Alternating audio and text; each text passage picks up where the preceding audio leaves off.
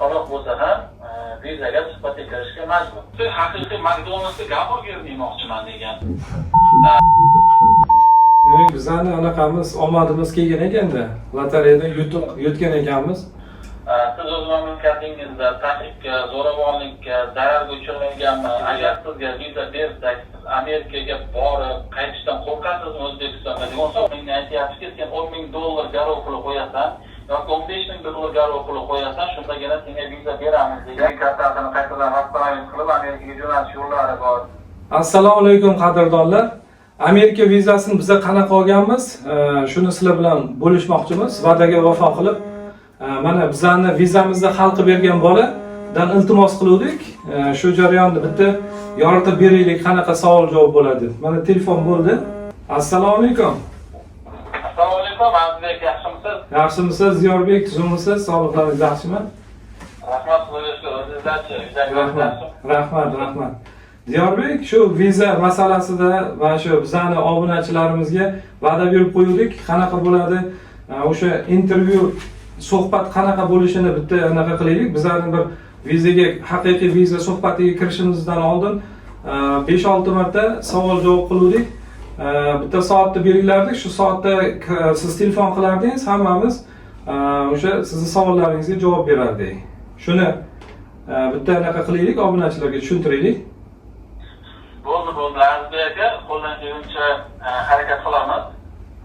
Xo'p, birinchi o'rinda eng avvalo suhbatdan oldin anketa hujjatlari to'g'ri taqib olish kerak, ya'ni maqsadni aniq olish kerak.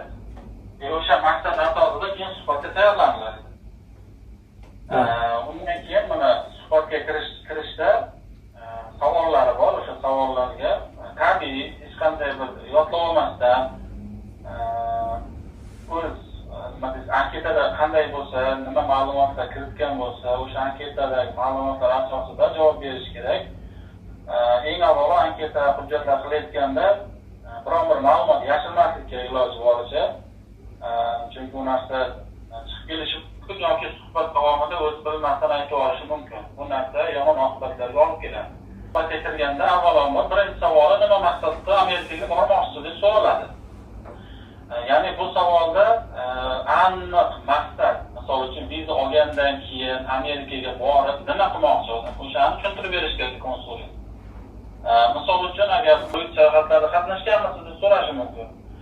Endi tomdan tashlab tushganda birdan Amerikani kruiz sayohatiga bormaydi, odam oldin boshqa bir davlatlarda ham qatnashib kelgan bo'lsa yaxshi bo'ladi.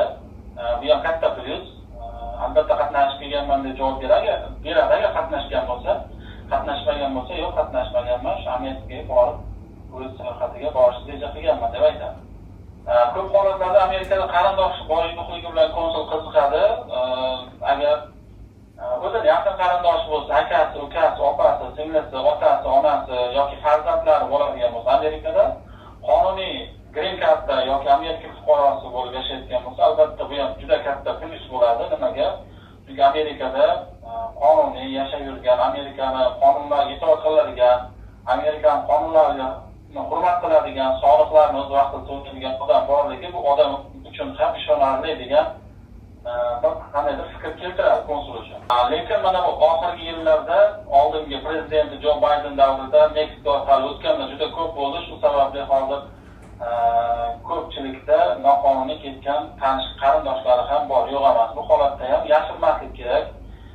Nimaga deganda, agar bironta bir ma'lumot yashirilsa yoki to'g'ri berilsa, konsulda shunaqa vakolat borki, 99 yilga askar beradi.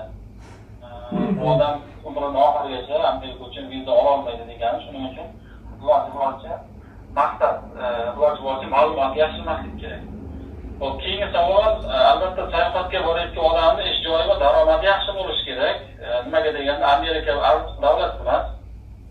Bizga yarasha narx-navolar yuqori. Shuning uchun nima ish qilasiz deb savol beradi 99% holatda.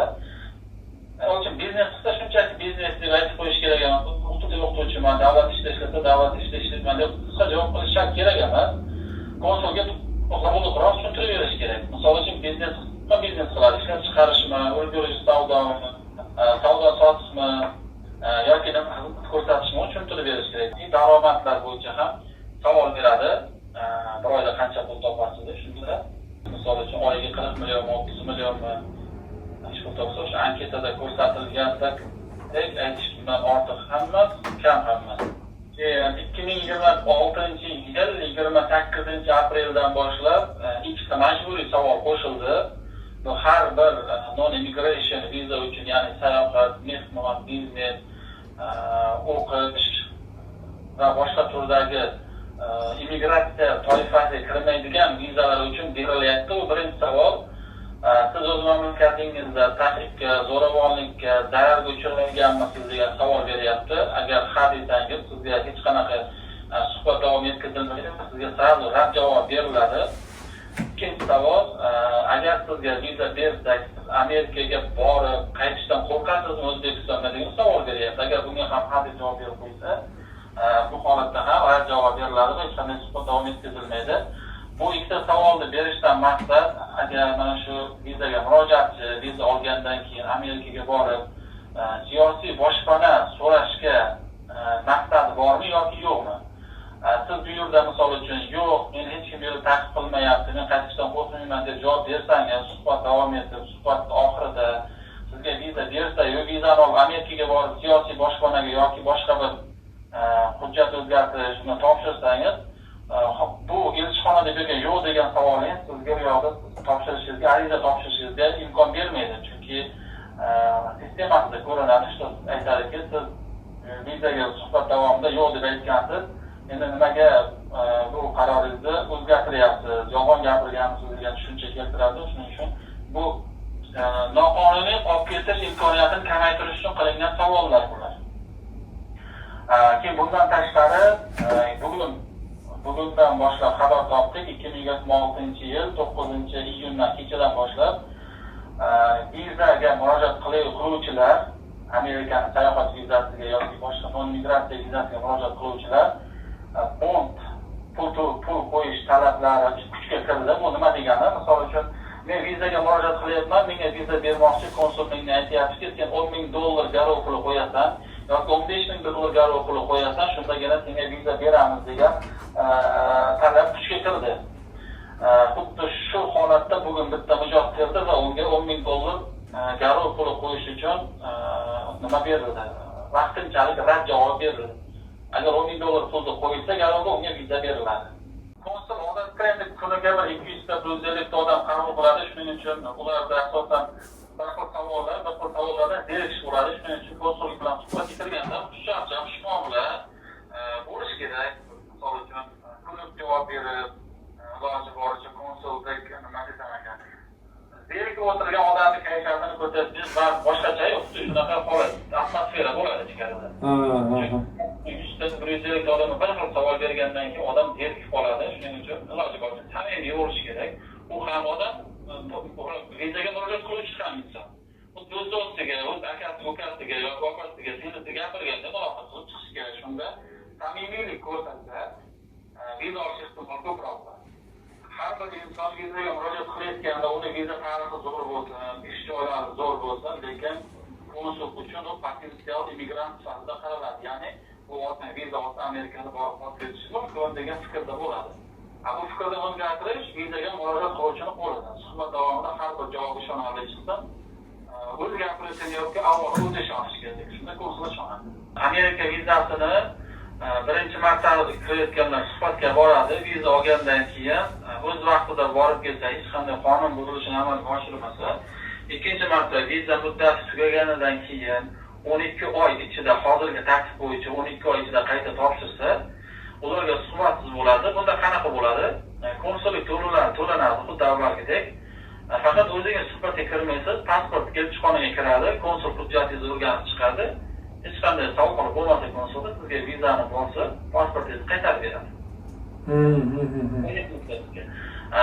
Amerika vizasi O'zbekiston fuqarolari uchun 1 yil multi viza beradi. Aytganda vizani tugash muddatiga faqat bormaslik kerak. Bu ham konsullar shu qo'yib chunki amaliyotda ko'p bo'lgan vizani muddati tugashiga ozroq qolganda borib keladi, keyin ikkinchi marta sizga suhbatsiz vizani olishga berganda suhbatga chaqirib qolib vizasiga rad javob bergan holatlar ham bo'lgan.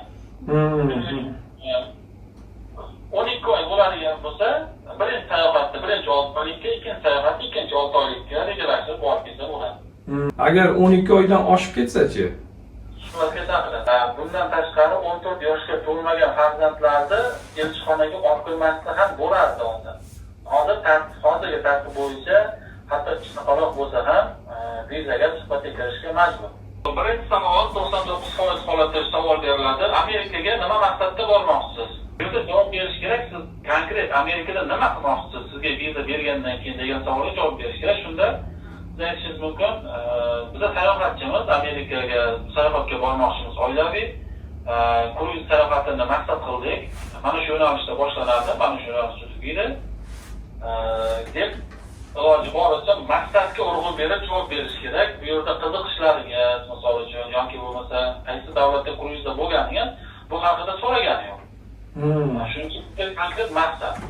Aytdim-ku, agar Rojdestoga maqsad bo'lsa, aytishingiz kerakki, nima maqsadda Amerikaga bormoqsiz?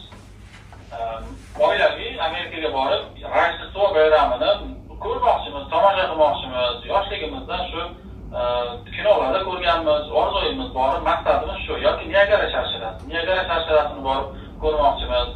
Yoki bo'lmasa deylik sizni bir tanishingiz Amerikaga borib keldida, sizga bir nimadir maqsadi.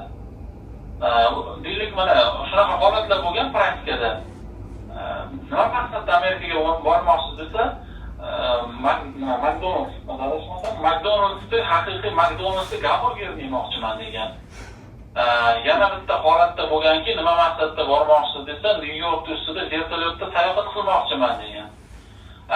Yana bitta holat bo'lgan, nima maqsadda bormoqchisiz deb savol berganda, Amerikada qaysidir shtatda uzun yo'l bor, tekis ketadi. O'sha yo'lda mashinani ijaraga olib yurmoqchiman. Bu men orzuyim, bu menga maza kayf beradi degan. Endi shunaqa bir maqsadlarni aytish kerakki, shtobi konsulga bir eshitganda "Wow" degan reaksiya bo'lishi kerak. Shuna maqsadni bir ikki og'iz jumla bilan tushuntirib qo'yish kerak bo'ldi.